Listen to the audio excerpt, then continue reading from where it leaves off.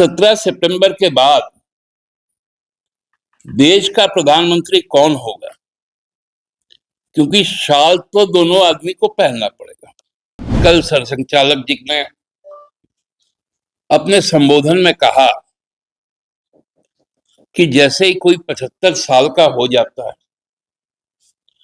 उनको एक शाल ओढ़ा दिया जाता है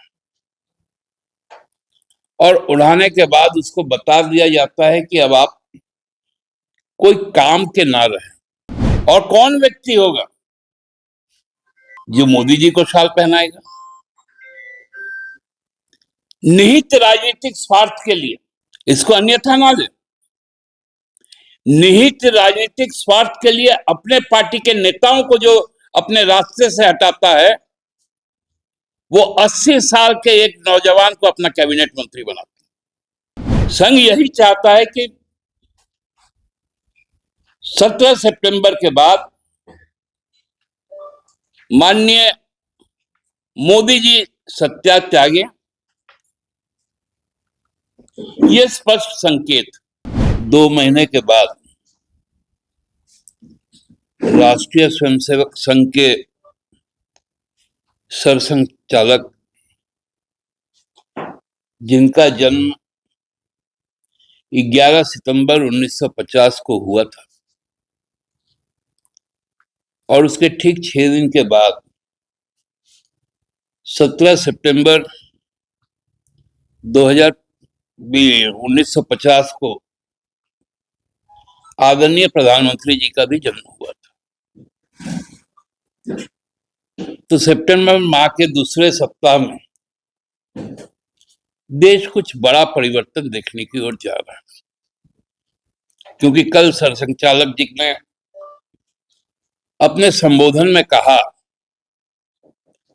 कि जैसे ही कोई 75 साल का हो जाता है उनको एक शाल ओढ़ा दिया जाता है और ओढ़ाने के बाद उसको बता दिया जाता है कि अब आप कोई काम के ना रहे। उन्होंने अपने शब्दों में कहा कि थोड़ा बाजू हट, अब हमें काम करने दें। क्योंकि भारतीय जनता पार्टी का मातृ संगठन भारतीय जनता पार्टी है और मातृ संगठन से ही पूरी भारतीय जनता पार्टी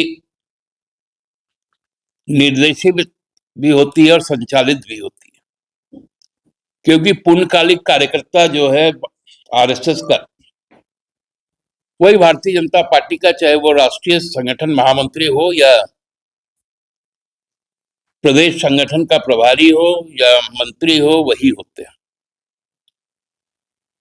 और संघ के हर बैठक में जो भारतीय जनता पार्टी के जो भी अध्यक्ष हुआ करते हैं, उनकी उपस्थिति होती है, चाहे वो केंद्रीय मंत्री हो या ना हो।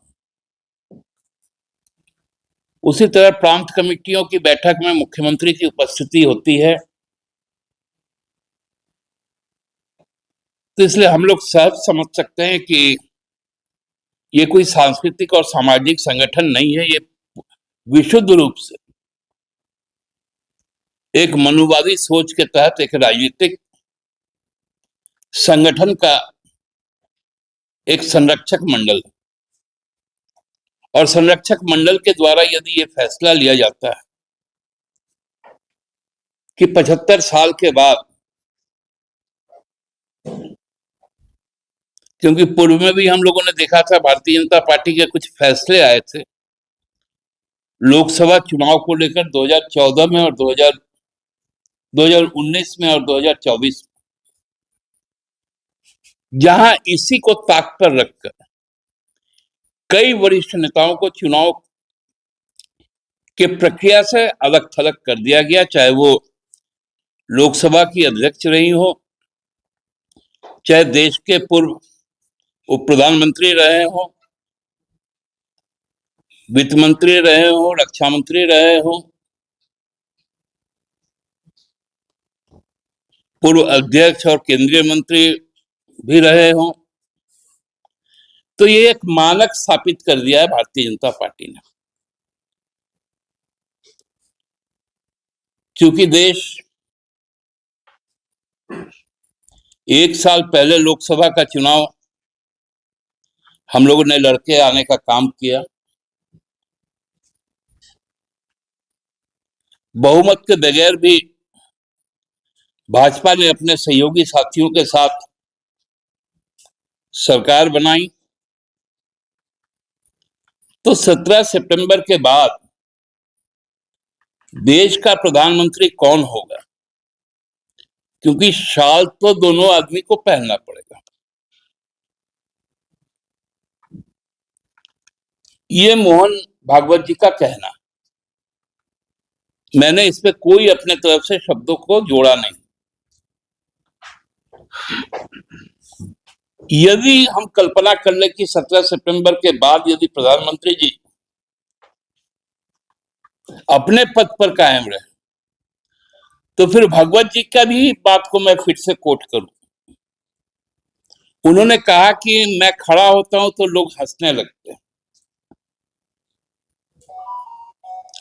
लोग हम पे विश्वास नहीं करते हैं, हमारी कोई विश्वसनीयता नहीं।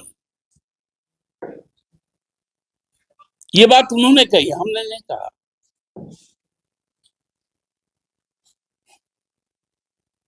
अब सरसंघचालक कहता है कि वो जिस संगठन का मुखिया है उसकी कोई गंभीरता ही नहीं है। लोग संगठन के जो प्रमुख हैं उनके खड़े होने पर हंसते हैं। तो राष्ट्रीय स्वयंसेवक संघ को क्लियर करना चाहिए ना, ये साफ कह देना चाहिए इन बातों का मायने क्या है।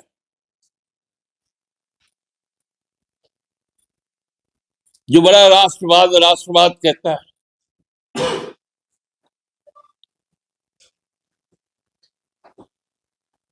संघ प्रमुख का कोई भी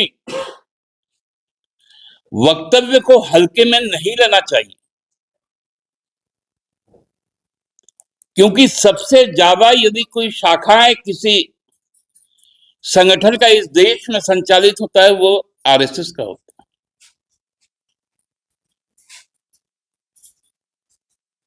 अपने कार्यकर्ताओं को ही अविश्वसनीय बना दे रहे सरसंघचालक।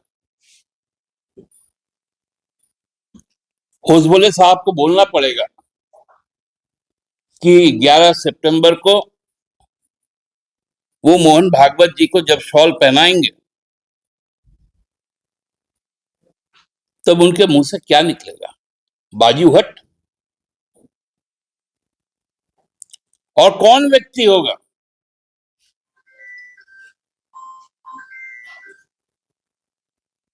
जो मोदी जी को शॉल पहनाएगा? निहित राजनीतिक स्वार्थ के लिए, इसको अन्यथा ना ले। निहित राजनीतिक स्वार्थ के लिए अपने पार्टी के नेताओं को जो अपने रास्ते से हटाता है, वो 80 साल के एक नौजवान को अपना कैबिनेट मंत्री बनाता है। नाम तो मालूम ही होगा आपको।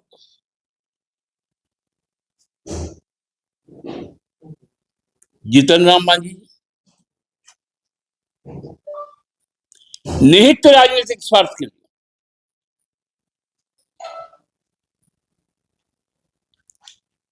और व्यक्तिगत स्वार्थ के लिए 75 का उम्र बताकर अपने वरिष्ठतम नेताओं को मार्गदर्शक मंडल में भेजता है।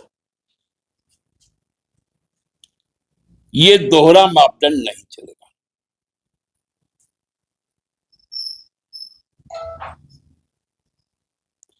आज कलई खुल गया है संघ और भाजपा का।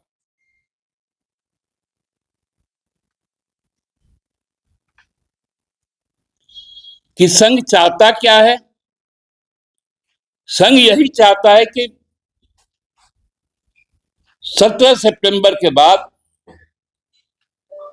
माननीय मोदी जी सत्ता त्यागे। ये स्पष्ट संकेत।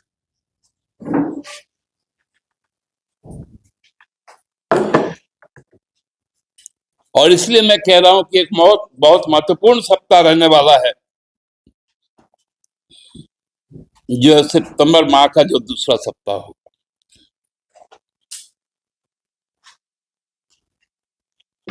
उस वक्त हमको लगता है कि नवरात्र का भी समय,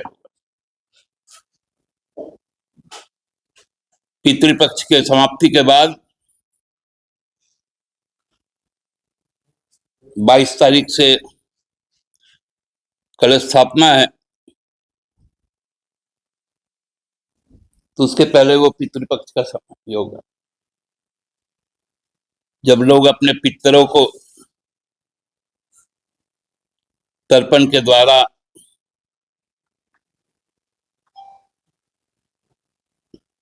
उनको जल सौंपते हैं। तो इसलिए इसी प्रसंग पर आज आप लोगों से बात करनी थी। आप सबको बहुत बहुत धन्यवाद। जोहार। दादा, गुरु जी की तबीयत कुछ अपडेट? देखिए, हेमंत जी परसों रात को आए थे, फिर कल बैठक थी और आज उनसे मुलाकात हुई। डॉक्टरों के अनुसार अब वो जो जीवन का जो एक खतरा था वो काफी हद तक कम हो चुका है, लेकिन उनके स्वास्थ्य लाभ में बहुत लंबा समय भी लग सकता है। लेकिन हम लोगों को पूर्ण विश्वास है कि गुरुजी स्वस्थ होकर बहुत जल्द हम लोगों के बीच में आ जाएंगे। दादा, जो आपको लास्ट प्रेस कॉन्फ्रेंस में बोला था गृह मंत्री के आने का पहले, लगभग वही बातें मुख्यमंत्री द्वारा, सरकार द्वारा उठाई गई।